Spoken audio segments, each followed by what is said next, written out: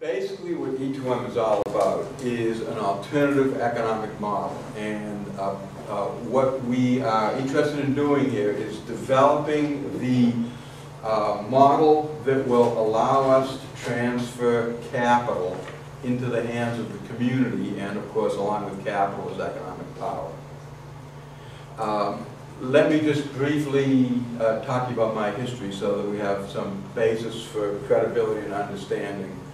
I am a commercial entrepreneur turned social entrepreneur. In my commercial years, I was involved in manufacturing, developed inventions, and most recently, my company, Neon Technology, produced a light source that we use in the neon sign industry. So this is what neon signs looked like before my company was developed, and this is what neon signs looked like after I developed the technology. And essentially what we did is we replaced the tubes of light with engraved plates that contained the image, which was then filled with neon gas. And these are some of the customers that we worked with in our manufacturing. I have, during the course of this time, employed 450 people in plants here and in Australia, and did a joint venture with Itochu, which was the largest company in the world in 1992. So I've got a pretty good history in commercial entrepreneurship and understand that roller coaster. And I then went on to become the Director of Small Business Development for the Valley CDC, which was the beginning of my social entrepreneurship career. My job there was to help low, moderate income individuals start businesses. And during my period of time there, since November of '99, I've helped people start 60 businesses, have distributed $450,000 worth of loans to these folks, and these are some of the newspaper articles about my clients. And these are some of the pictures of the businesses that we started with them. In this article that was in a major business journal about the remaking of the city of East Hampton, my office was credited as third on a list of the most significant catalysts for the revitalization of that city. I began my social entrepreneur career in addition to working with the Anti-Displacement Project. This is a group of 1,450 families who own their own apartment complexes in 4 apartment complexes throughout western Massachusetts. And that's having some real interesting results. This is a group of some of the folks. We're headed up to John Kerry's office. This is the elevator in the Senate office building. And we went up to see Mr. Kerry's folks and Mr. Kennedy's folks and had a very nice meeting with them that day.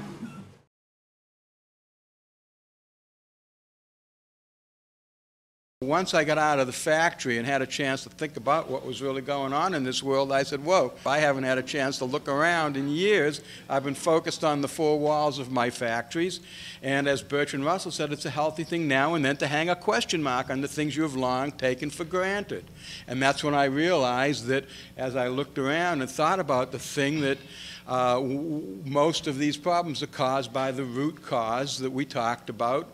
And it's easier to rid ourselves of this root cause, which again is to attain maximum profits and growth for the benefit of relatively few stockholders.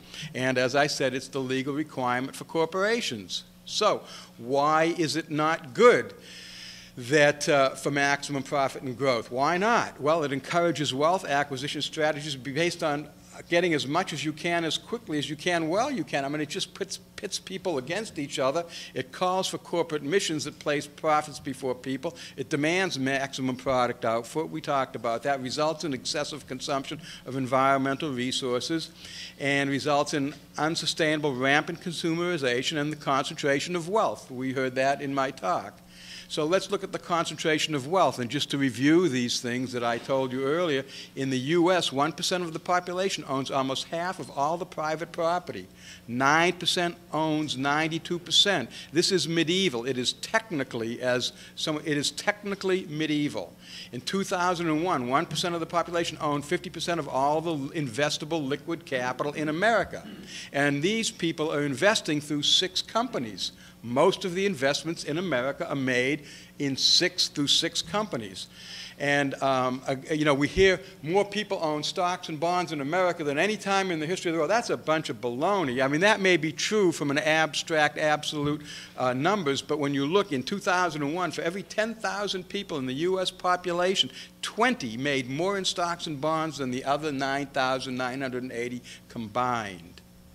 So what's wrong with the inequitable concentration of wealth? Well, it places economic power in the hands of the few. It concentrates opportunities. It subjugates the poor and middle class who labor under poverty and excessive debt. It transforms ownership into debtorship, and democracy suffers. And we're going to talk about the transformation of ownership to debtorship, because one thing I want to show you is how this economic system is unsustainable and how it is unraveling and collapsing around us. Supreme Court Justice Louis Brandeis, we can have a democracy, a democratic society, or we can have great wealth concentrated in the hands of the few. We cannot have both, and I think you're seeing that around you right this second. Let's talk about the concentration of wealth and how the concentration of wealth transforms ownership to debtorship. 9% of the population owns 92% of the private property, liquid capital, and investments funds. Now, the things they own are office buildings, homes, automobiles, capital equipment, which are widely distributed and in the possession of many people. It's not all stuffed in their attics. So if all of this wealth and all of these possessions are owned by very few people, but they're widely distributed, how can that happen? How can I have something in my house that somebody else owns? And that is because I only actually own the equity portion of what I have. They own the debt portion. So if I bought a refrigerator with a credit card, I really don't own that refrigerator. The person that owns that refrigerator is the person who had the money to give to the credit card company to give to me. They really own the refrigerator. And that's true of your houses, it's true of your credit cards, it's true of your automobiles, and in some cases now it's true of your food, because people are buying food on credit cards. They're so stretched out. So if in fact then the holders of the assets own very little, and wealth is concentrated, so small numbers of people own much more, essentially what that means is the debt portion of what you own increases. As fewer and fewer people own increasing percentage of the assets that you hold, your debt component increases. Does everybody understand that? Because it's very important. That's how concentration of wealth increases debt. Now, we need to talk about debt in another way, economic growth. Domestic and foreign investors demand economic growth, and economic growth is measured by the increase in GDP, the gross domestic product. So the higher the GDP, the greater the growth of the GDP, the healthier the economy. Now, more than 70% of the GDP is generated by consumer purchases of goods and services. So in order for the economy to be considered healthy, the GDP must grow, and therefore consumer purchases must increase. Are we all together on that? It's cyclical. It keeps, and they want the GDP to grow more and more and more. So you have to keep purchasing in order for the investors, whether it's foreign countries or American investors, to be happy with the American economy. Do we get that? Now, in 1952, some of you remember 1952 along with me, but you know, people were buying with much less credit. But then we came to the conclusion, my God, they got to keep purchasing. They don't have enough money to purchase. What are we going to do? Well, let's come up with credit cards. So now people can mortgage their future to buy today to keep this monster growing. And then after, banks did credit cards, corporations did credit cards, and then equity loans came along. And then tax breaks. Let's put a tax cut out. Let's put a tax refund out there. And they'll go out and spend it. So basically, we live in a society where in order for our economic system and our economy to look healthy, we must indebt the population more and more and more each year. So, in Bill Clinton's days, he said between the years 1985 and 2001, the economy grew more than any other time in the history of the country. Wow, isn't that fantastic? And here's a chart. Now, is this a chart of economic expansion and growth that Bill Clinton was referring to? No, folks. This is a chart I took out of Newsweek magazine. It is a chart of total household debt in trillions. And from 1985, we went from $2.3 trillion to $7.3 trillion in 2001. That's 15 years. Look at the curve. Okay? Getting it? Here's what it looks like now. There's the last chart you saw. Now, in this 4 years, we've gone from here, we've gone from 7.3 up to $11 trillion. And that's just to keep this current system we have stable. So let me ask you this. Does this look sustainable to you? Does anybody think it's sustainable? Okay. I ask people, do you think it's sustainable? And they say no. And so I ask, my next question is, well, if it's not sustainable, that means it's going to end. Right? So what does the end of it look like? Some people said it looks like war. Some people said, I don't care. I'll be dead by then anyway. Others have said, it looks like social revolution. Here's a guy who says, more than any other time in history, mankind faces a crossroads. One path leads to despair and utter hopelessness.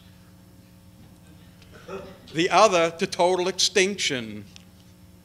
Let us pray we have the wisdom to choose correctly.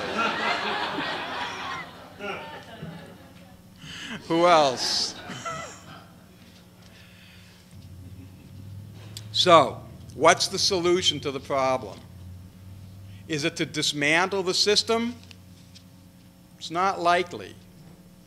This is an article, a picture of a newspaper I saved, Sunday, May 2nd, 1971. The camp protesters in the foreground, sitting in the foreground with the setting sun in the background, listen to a rock concert. This was 1971 when a lot of young folks said, enough is enough, we're going to come down to your city in Washington and we're going to shut it down. And they did. 7,000 people arrested disrupting the city. This says, troops make a helicopter landing on the Washington Monument grounds. In all, some 180 troops who landed there were landed there. Few demonstrators were in the area of the monument at the time, and there were no confrontations. Now, I was one of the few that was there. I was on the corner of Ohio and 18th when I watched this Huey, the same ones they were using in Vietnam, land on the lawn of the Washington Monument. And I said, I think we've got their attention now. They arrested 7,000 people that day. In the next 2 days, they arrested 5,000 more. The helicopters are bigger. The police are better armed now. We're not going to shut the system down. In fact, we need to embrace it. Well, we could change the laws. We're going to change and pass laws to turn our economic system into something that works for everybody. Does anybody believe that's happening? Well, here's the issue. We know that the problem is that the quest for maximum profit and growth is driving a lot of this, and the right that investors have to sue is what drives corporations to do the things they do. Because you know what? I dealt with the largest corporation in the world. Granted, they were Japanese instead of American, so that in itself is a bit of an advantage because we deal completely different than the way they do. But in our countries, in all the corporations I work with, and you saw the names of them, it's people like you and me going in there working, and they leave their houses in the morning, they hug their wives and kids, They love each other, they care about their fellow men, but when they get into those walls, they have to do things that they hate themselves for doing. So they aren't any happier in many cases than we are. I mean, some of them revel in it, so let's say there are a few percentage points of those folks that love that. But so they're victims also. I believe that corporations, to a certain degree, are victims also. And I believe that the ones at the top, the managers at the top that are making millions a year, I don't think they're as much victims, but I think the folks that work in those organizations are victims. And it's driven by the investor. So what we need to do is find a more altruistic investor. So what constitutes an altruistic investor? One who will accept a new criteria for investment. And that's adequate profits, sustainable growth for the good of all. Now, this new investor must not only accept adequate profit, sustainable growth for the good of all, they must be ever present and unwavering. And they must have access to very large amounts of money. And we're not talking about a few $1 million here, and we're not talking about a few $1 billion. We're talking about hundreds of billions of dollars and moving into the trillions of dollars. We need that type of commitment to adequate profit, sustainable growth for the good of all. There is a prospective investor who would not only accept but must achieve adequate profit, sustainable growth for the good of all, or this investor is going to die. That's a good motive for investing. If you don't accept the criteria, you'll die. And it has access not to millions or even billions of dollars. This investor has access to trillions of dollars. Now, you got a hint out front. Does anybody want us to say who that investor is? It's us. It's the community itself. We spend $9 trillion a year. $9 trillion a year. The community has all of this wealth. If we could channel that and use it for investment, then the community could do some pretty amazing things with their wealth. Here's what a community can do with its wealth.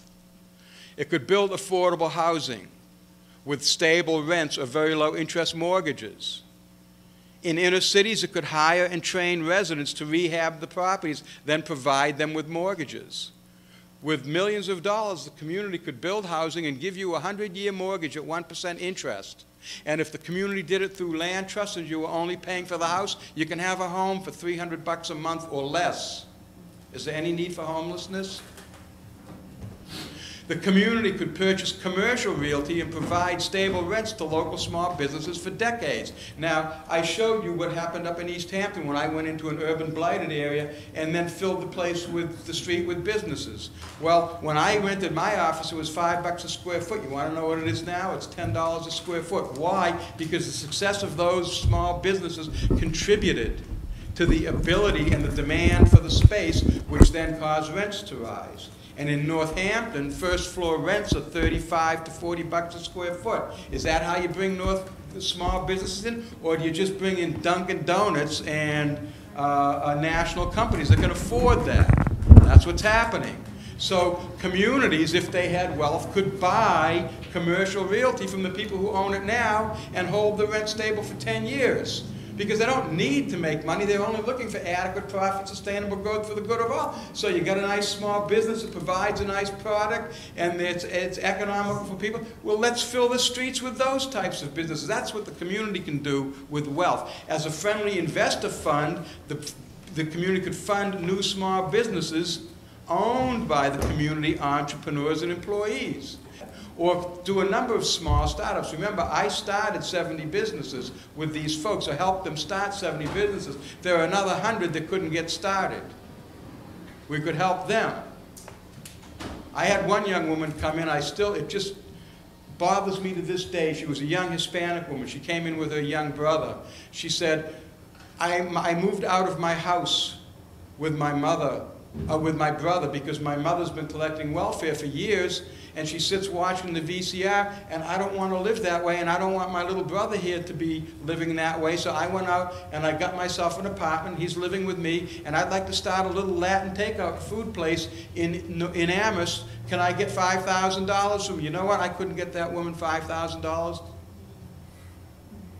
And I would have loved to have given her $5,000 and watched her go out and lose $5,000 and then bring it back in and say, okay, why did you lose the $5,000? What did you learn from it? We'll give you more.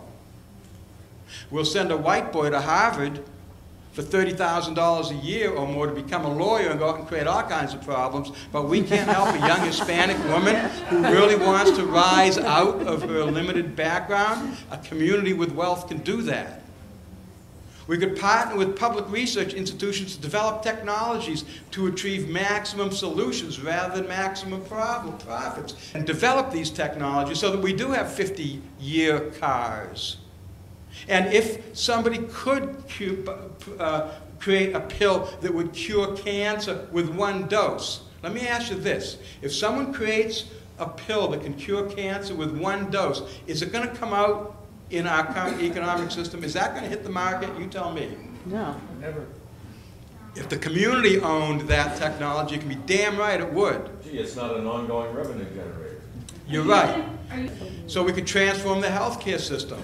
And we could act collectively with other regional, national, or global communities on major environmental, social, and economic initiatives. That's what a community can do with its wealth. So how does a community create wealth? Well, up to this point in time, we know that more taxes aren't viable. In fact, in the last election or two, the income tax, the only reason there's still a state income tax is this region here and parts of Boston, the rest of the state voted to get rid of the income tax. That's why politicians are afraid to try to raise taxes. Taking it from the rich is not fair, and it will never happen. It's not happening. What we can do, though, is we can earn it using the most powerful tool known for creating wealth in the history of humanity, the tool of capitalism. It is the most powerful tool ever known for creating wealth. Why, if you are a community looking to create wealth, would you throw away the tool of capitalism, the most powerful tool in the history of humanity to create wealth? So this is what E2M does. E2M is an innovative economic solution that enables communities as entities to use the tool of capitalism to create enormous amounts of wealth for themselves, just as individuals and corporations have been doing for centuries. So how does this work? When I realized that this was possible, I said, well, first we have to put together an organization. So we needed to form an organization. That's E2M.org. That's the organization we formed. It's a Mass Chapter 180 nonprofit administered by a board of directors. It is establishing the first economic community in Western Massachusetts. It will charter and provide procedures for other regions to establish E2M economic communities in their regions, because we're going to do this on a highly decentralized basis, because we're going after hundreds of millions and billions and maybe even trillions of dollars. You can't have that kind of wealth centralized. You need to have that decentralized. That's why these are all very local, decentralized economic communities. E2M has the authority to audit, advise, discipline, or de-charter E2M regional economic councils or companies, and it will own all E2M intellectual property. So I said, well, this is an organization, I need a board, and this is where I went out and talked to folks in the government. Now, the first three people, Steve Rogers, actually Courtney was another fellow, he's no longer in the area.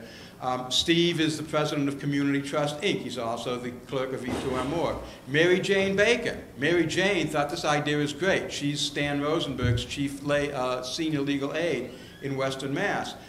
Benjamin Swan, Ben's a rep in Springfield. He goes back to the days of the civil rights movement, and he said, I'd sit on your board, I'd love to.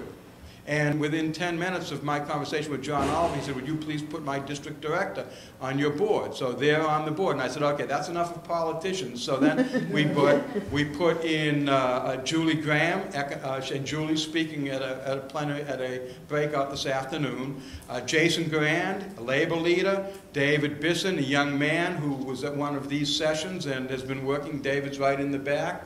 And along with Mary, where's Mary? Is Mary still in the room here? Hi, Mary, there you are. David and Mary are two of the very most active members of our organizing committee and have been working tirelessly over the years to put this together.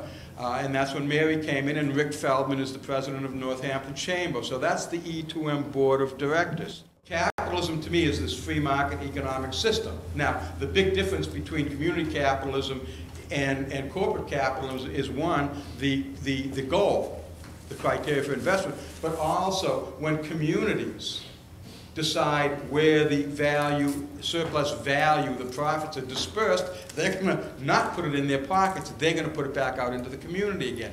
And this is how the model works, so let me describe it to you. First of all, if we're going to say the community, how do we grow community wealth? Well, we need to define what the community is. So we've done that by saying the community is a specific, or a defined geographical area that has a certain minimum amount of population and economic transactions going on within it. So this room is not a community. Northampton is not a community.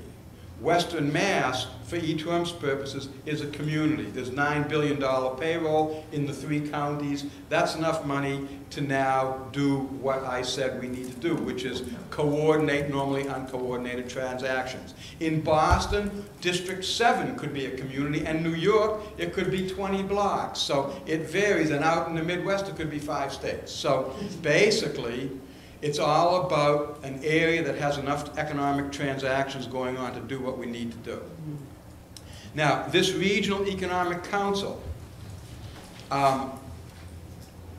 it's a board composed of 24 people, demographically representative of the community. Now, this has changed just within the past year by the board. It begins with 8 people. You add 8 per year, and after you have 24, you start getting rid of the oldest 8. So the idea is you constantly turn this board around so there's no concentration of influence and power within the board, and you have a demographically representative within the community. The board can be nominated by the community. It's elected by the board. They elect the 8 new members. However, and this thank you to the students of the University of Massachusetts, who through their Student Government Association 2 years ago passed a resolution at the Student Government Association supporting E2M, and that represents 19,000 students. They said, we'd like it to be elected democratically. Well, democratic elections don't work that way, as you can see by what's going on. So we said, look, we can't do it that way, but we know what you're trying to achieve, so we're going to have them nominated by the community, elected by the board, but they can be removed by some sort of democratic process. Okay, so there's teeth in the community. They can get them out of there. It's representative of local demographics. We want pastors, educators, bankers, investors, youth, workers, entrepreneurs, and others. And it's structured as a nonprofit. It's structured as a nonprofit. Now, the first one is formed here in Western Mass, and we filed for the corporate status, the nonprofit status, as a Mass nonprofit last week. And these are the members. And a board here would look much different than a board would look in, let's say, South America some way. So it's generally, it just needs to be demographically representative for the community, so all elements of the community are represented so they understand what they should be doing with their wealth. So that's the Regional Economic Council. That is, and the Regional Economic Council, what it does is it holds the wealth that the community owns. And we're going to talk about that later. It can hold equity in corporations, and it can hold cash. Now, but the next component is E2M affiliated businesses. Now, in a free market society, how did the rich get rich? Did they go out asking for it on sidewalks? No. They went out and formed corporations. So corporations in a free market society where money is flowing, corporations are the attractors of revenues. So the community works through corporations. Because understand, we are trying to work as compatibly as we can within the current system. We're not trying to kill it, we're trying to transform it. So we're going to use every tool that they give us to to create wealth for ourselves. So if we have corporations, those corporations are going to have the same advantages that other corporations do, but they're going to use those advantages differently. So the community needs to be associated with corporations. Now, the way the community can be associated with corporations is a couple of ways. So people like me, older entrepreneurs and also young, that have a different vision for themselves are going to be willing to become E2M certified businesses. And what an E2M certified business is one that shares at least 5% of its profits and its business equity with the community through the REC. It writes stock certificates over to the REC. And it sets aside another 5% or more of profits and business equity to be shared with or purchased by its employees. Regional Economic Council. Okay. Sorry about that.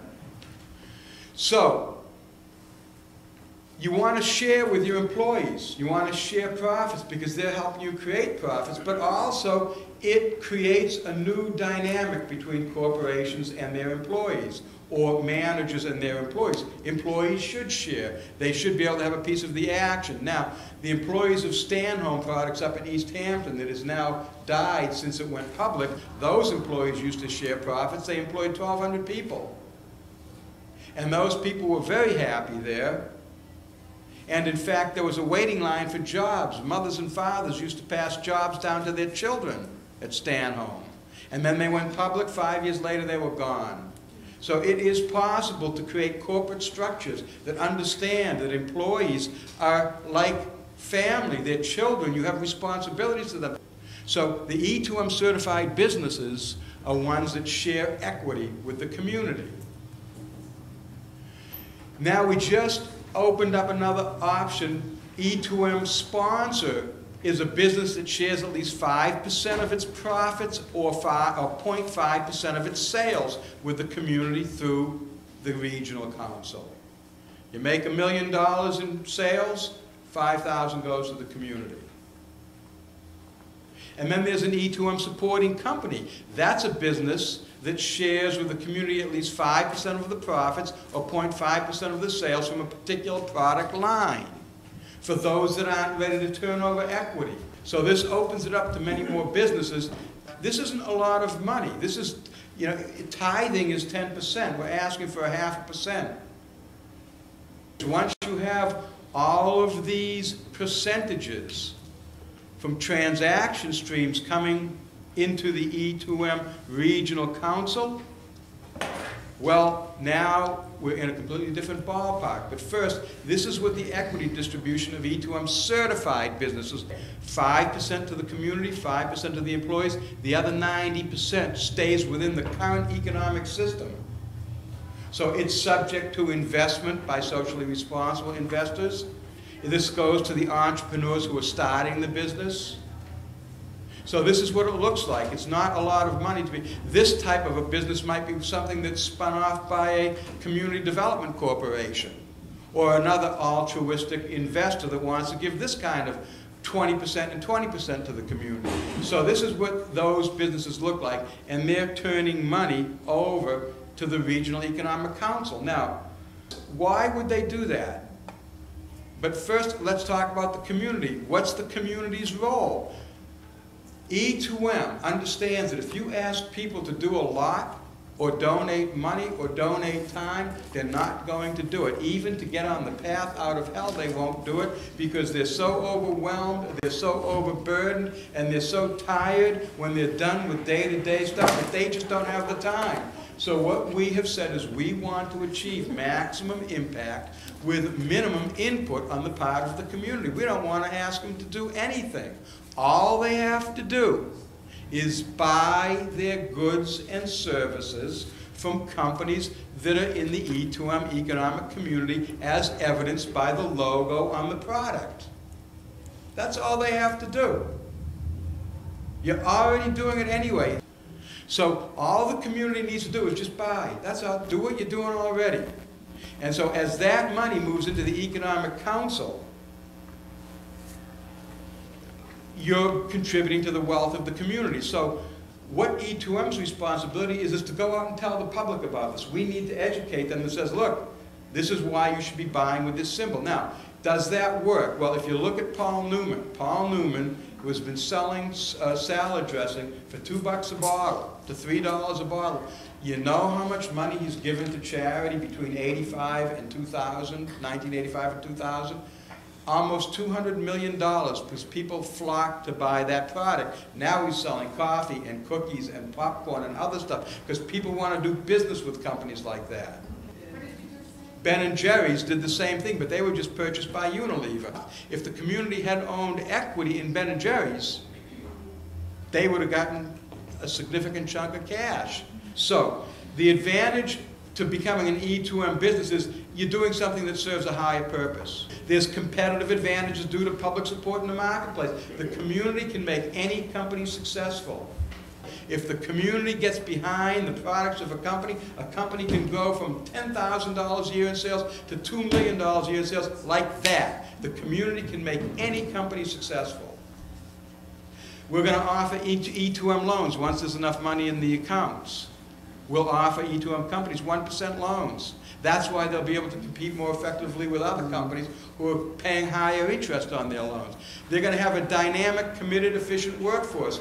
Of the money that E2M companies give to the community, 50% of that money, where it goes under the E2M model, is determined by the employees of that company.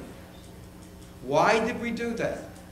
Because we want those folks to feel that their work serves a higher purpose too. And if they say our corporate contribution to the E2M economic community this year is to help this young child get a leukemia transplant, well, when they go into work and they're having a bad morning and they're kicking that punch press or whatever they're doing, that picture of that child, I want that picture on that wall so they understand that this is not all about money, it's about that child, and I'm doing something wonderful with the work that I'm doing. That's why we want these employees to be voting on where half of that money goes.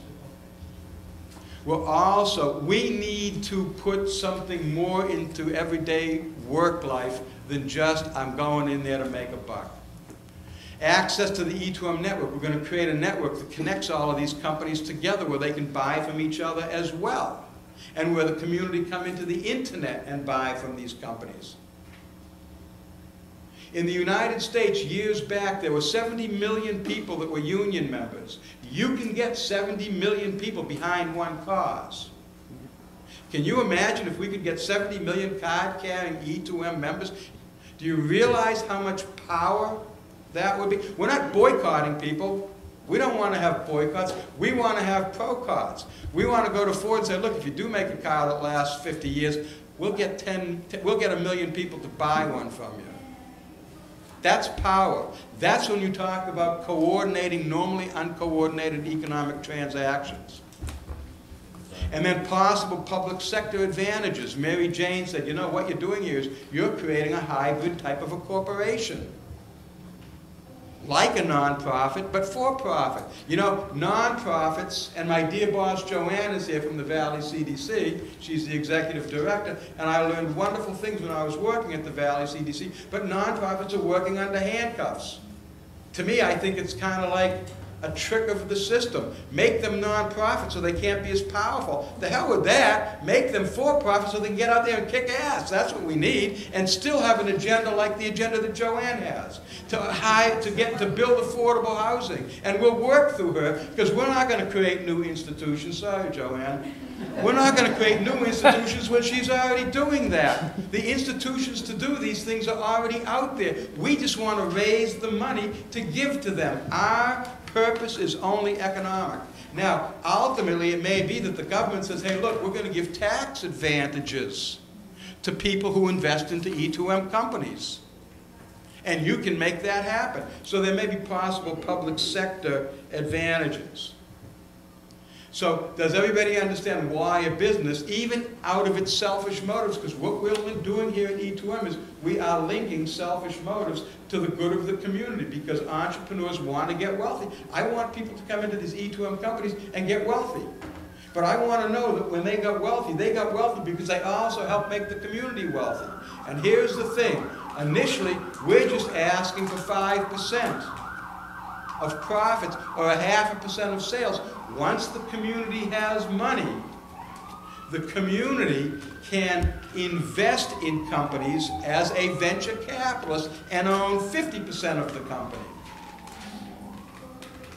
So that's why we only ask a little bit, because we're going after the venture where we form companies and communities own 50%. And when communities own 50% of 50 companies, they can leverage that into more companies. And eventually what you do is you go out and you begin to buy and do corporate takeovers, the community of those companies in the current system who do have value, but are stuck in their paradigm. So we have, I told you, we made the roadmap and we created the road, and we do have a few people already on board that heard about it through word of mouth.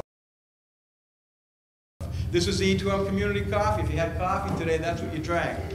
And it's what we ran out. And all these companies together, and many more who will come, are going to be part of the E2M Net. That's the portal to the economic community. It links all E2M companies, councils, institutions, employees, investors, and general public, because we're going to have our E2M of Western Mass. We're going to have one in Boston and hopefully the Berkshires. And so what happens is, and the internet makes this possible, they are independent entities, but they can all link together and act collectively on a national basis. E2M Net issues and monitors certifications. It'll be the responsibility of that organization to administer part of the network. It facilitates transactions, loans, sales, and chat rooms. And as an E2M organization, it supports local, national, and international foundations. That's where we're going to use some of the money as well. So what can you do right now, if this makes sense to you? You can sign the Pledge of Support. It's out on the table. Dave and Mary can help you show you where it is, or you can go to E2M.org and click on Take Action and sign it there. It simply says, we're going to buy E2M products. If we can get 10,000 people to sign that pledge, we can go to business and say, here's 10,000 people, and when I send you a business name to them, are going to come in and knock on your door. That's how we're going to get them to sign on. And we're going to ask them to join. We're going to organize on campuses. You can also purchase E2M coffee at Atkins Market, Cereals, Big E's Foodland. So that's how it's done. That's what we're going to do. And all it takes is for the community itself to want to do this. And that's it. That's what it is. Questions, conversation. Oh my God. Okay, we're going to start.